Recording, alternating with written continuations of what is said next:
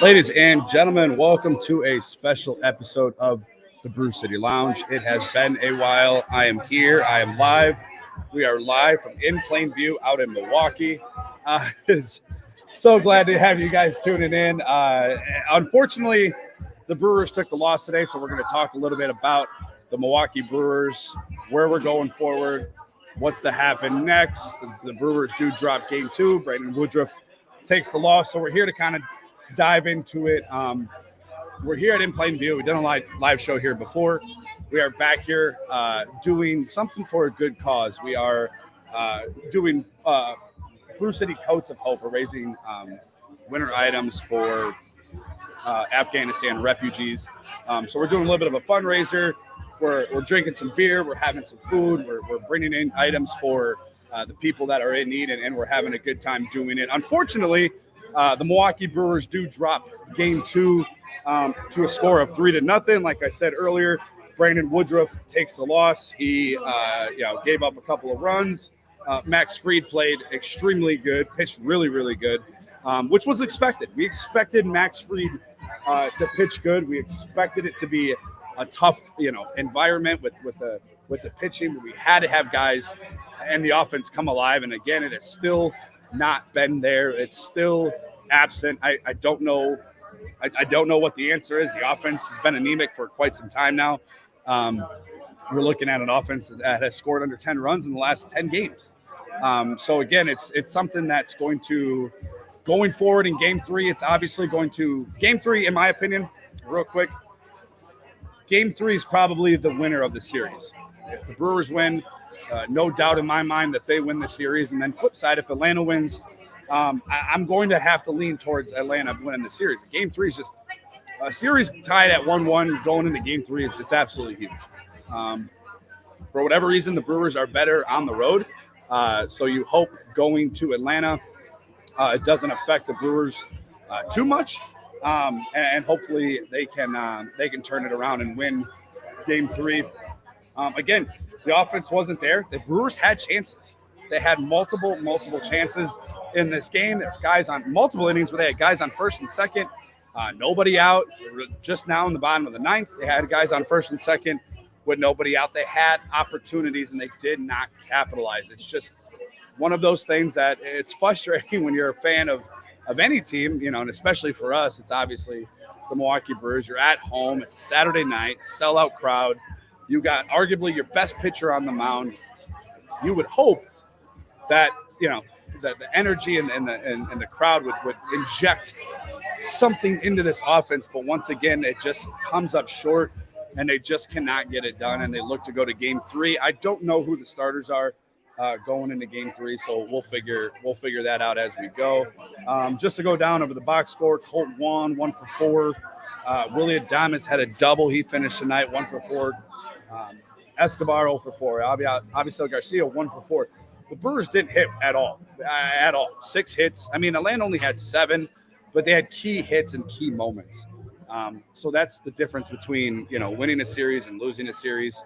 And when it comes to the playoffs, this was my fear with this Milwaukee Brewers team. I had a fear that going into that Dodger series at the back end of the regular season, if they weren't going to be able to do anything on the offensive side of the ball, I was okay with losing those games. But the fact that I don't want to say backed their way into the playoffs because they won their division, I believe in like the 3rd week of September, they were looking fine. But the offense just wasn't there. It wasn't enough. And that obviously proved tonight as well. Really, in game 1, let's be honest, as Brewers fans, we're lucky this series is only 1-1. It could very well, be a 2-0 Brewers deficit. They do win game 1 off the bat of Rowdy Tellez, and that was the only offense. And really, I mean, if you look at it as a whole, Atlanta's offense hasn't really been there either. But now they're going back home. You would anticipate that they'll probably be feeling really good about coming in Milwaukee and winning, and splitting the 2-game series or the 2-game set here in Milwaukee as they go into Atlanta tied at 1-1. All their runs came, in clutch moments. Like I mentioned, Freddie Freeman single to right, Ozzy Albies double to deep left, and then obviously Austin Riley hit the home run. So going forward, it's just the offense has got to be there. It has to be. You're going to get good pitching. We know that. We know the Brewers are going to pitch good. They got really good starting pitching. You look at the back end of that bullpen. You lost Evan Williams, and you're like, okay, well, that's going to be a concern. I don't think that is a concern with this team. It really comes down to hitting the baseball. It's October. You're going to see really good pitching. You're going to see it. Every team in the playoffs that are here on out. You look at the Giants getting ready to take out the Dodgers. You got the Rays, Boston. All these teams have good pitching. That's why they're here. That's why they're in positions to be good.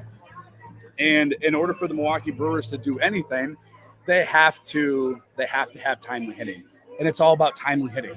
You've got guys on first and second. There's absolutely no reason that the Milwaukee Brewers cannot drive in at least one run. You have to, in that moment, play a little bit of small ball. Get guys around. We cannot strike out. Tyrone Taylor taking a huge strikeout with guys on first and second, grounding in and double plays in the bottom of the ninth. It all comes down to timely hitting. Now, this is October baseball. So every pitch counts, every out counts, every run counts, and especially with the way that this series is pending out to be, especially with Atlanta and Milwaukee, with the pitching that they do have, you get up early and you're probably pretty good. We saw that.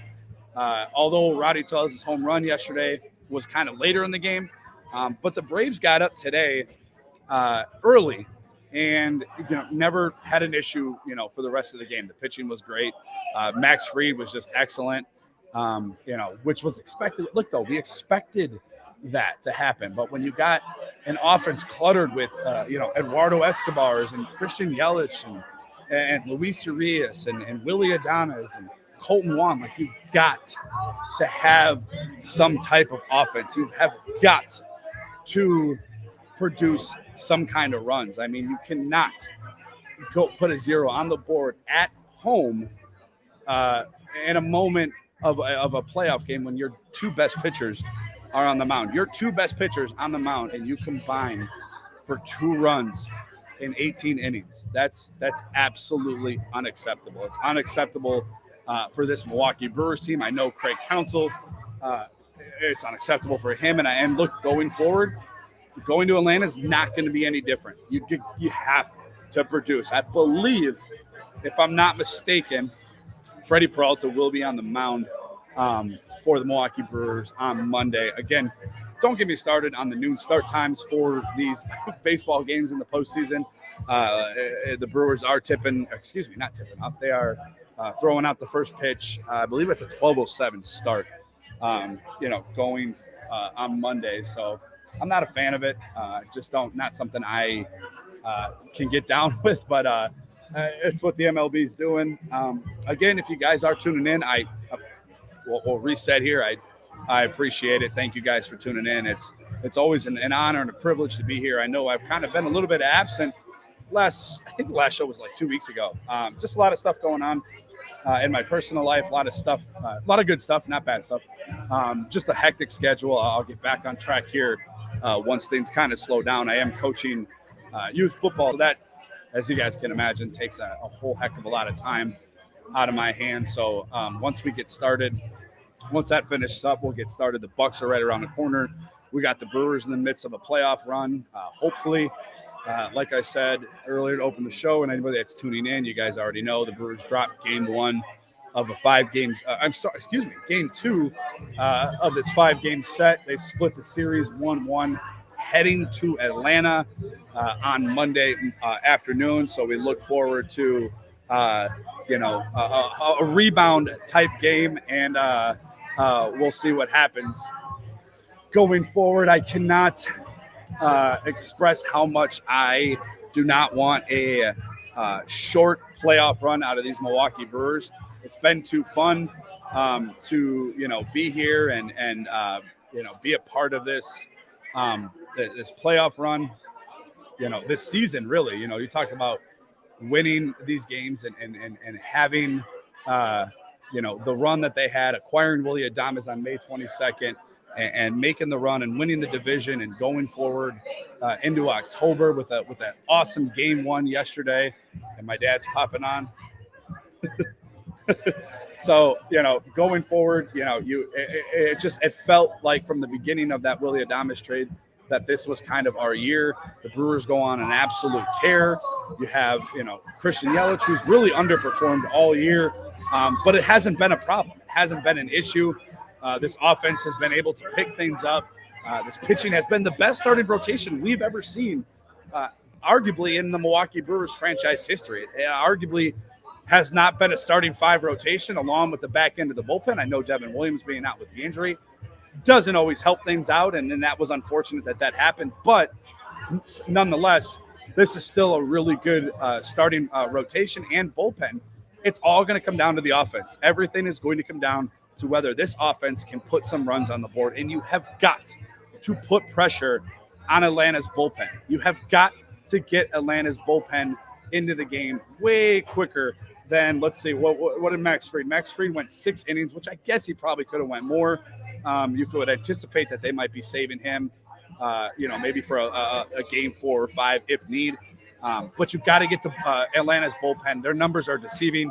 It's not a very good bullpen. So I think if you can get to Atlanta's bullpen, there's going to be some good things to happen for your offense. We saw it in this game, really, when Atlanta, the Milwaukee Brewers were able to put pressure on that Atlanta bullpen late in the 8th and 9th inning, and they just couldn't get that clutch hit.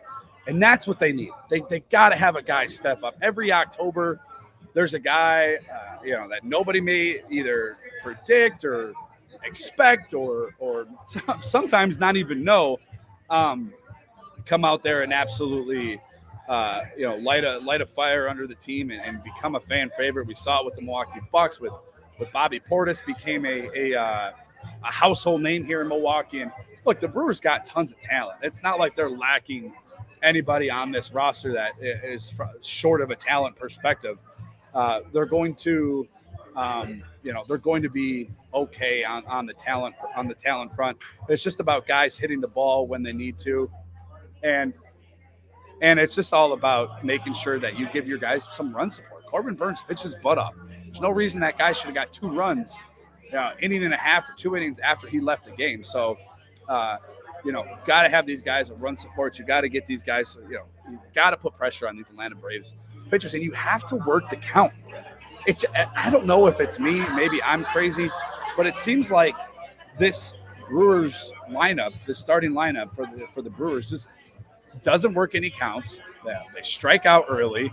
They're not getting deep into counts, and it just becomes a problem when you got Max Fried going into the 6th inning with only 57 pitches.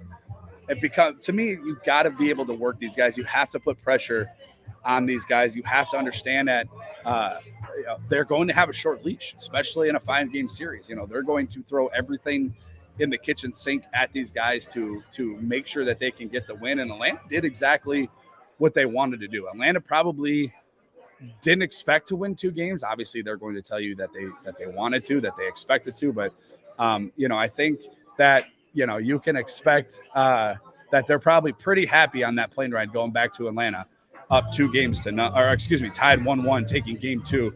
So. Going into Atlanta, the Brewers seem to be a better road team than they are home team. I know their record. They have one of the best road records in Major League Baseball.